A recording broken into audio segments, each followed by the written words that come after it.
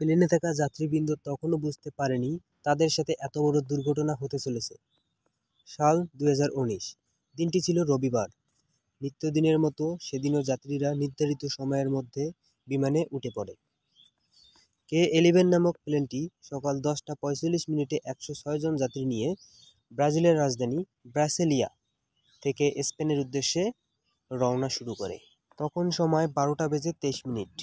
প্লেনে থাকা এক যুবক নাম মার্টিন ডেভিড প্লেনের অস্বাভাবিক কিছু লক্ষ্য করেন এবং সেটি সাথে সাথেই প্লেনে থাকা সহকারী পাইলটকে বিষয়টি জানিয়ে দেয়। সহকারী পাইলট বিষয়টি ধরতে না পেরে প্রধান পাইলটকে জানিয়ে দেয়। পাইলট প্রধান বিষয়টি অনুধাবন করতে পারে এবং সাথে সাথেই কন্ট্রোল সেন্টারে যোগাযোগের চেষ্টা করে, কিন্তু যোগাযোগ বিচ্ছিন্ন হওয়ার কারণে যোগাযোগ করতে ব্যর্থ হয়। এর কিছুক্ষণ পরেই প্লেনটি পৃথিবী থেকে পুরোপুরি নিরবিচ্ছিন্নভাবে হারিয়ে যায়। পৃথিবী থেকে অনেক সিগন্যাল পাঠানো হলেও প্লেনটির কোনো খবর পাওয়া যায়নি। বিচ্ছিন্ন হওয়ার কারণে প্লেনটি তার রোডম্যাপ হারিয়ে ফেলে। প্লেনে থাকা যাত্রীরা আতঙ্কিত হয়ে পড়বে, সে কারণে তখনও কিছু জানিয়ে দেওয়া হয়নি তাদেরকে। এভাবেই প্লেনটি মধ্য আকাশে 2 দিন অতিবাহিত করে ফেলে।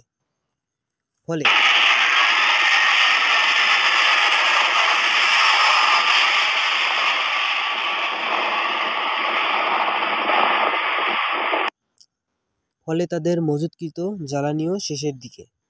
একদিকে যান্ত্রিক ত্রুটি,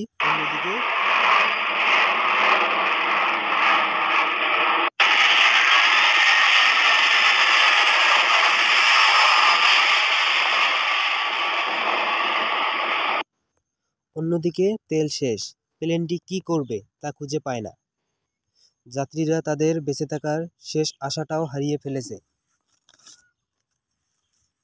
ঠিক সেই সময় পাইলট প্রধান তার সহকারীদের ডেকে শেষবারের মতো প্লেনটিকে রোড সিগন্যাল ছাড়াই নিচে নামার সিদ্ধান্ত নিয়ে ফেলে, কারণ সেটা ছাড়া প্লেনে থাকা এতগুলো যাত্রীর জীবন রক্ষা করার জন্য আর কোনো পথ খোলা নেই। অবশেষে পাইলট প্রধান সেটিই করলেন এবং জীবনের ঝুঁকি নিয়ে প্লেনটিকে মাটিতে অবতরণ করার জন্য পুরোপুরি চেষ্টা করলেন এবং অবশেষে তিনি সেটিতে সফল হয়েছেন।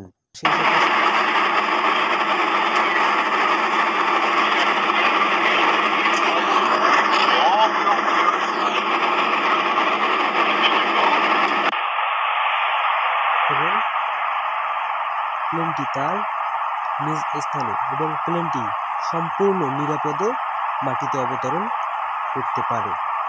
বন্ধুরা, তোমাদের কাছে যদি ভিডিওটি ভালো লেগে থাকে তাহলে অবশ্যই আমাকে একটি সাবস্ক্রাইব করে বেল আইকনটি প্রেস করে দিবে। তোমাদের ভালোবাসা পেলেই আমরা অনেক দূর এগিয়ে যেতে পারবো।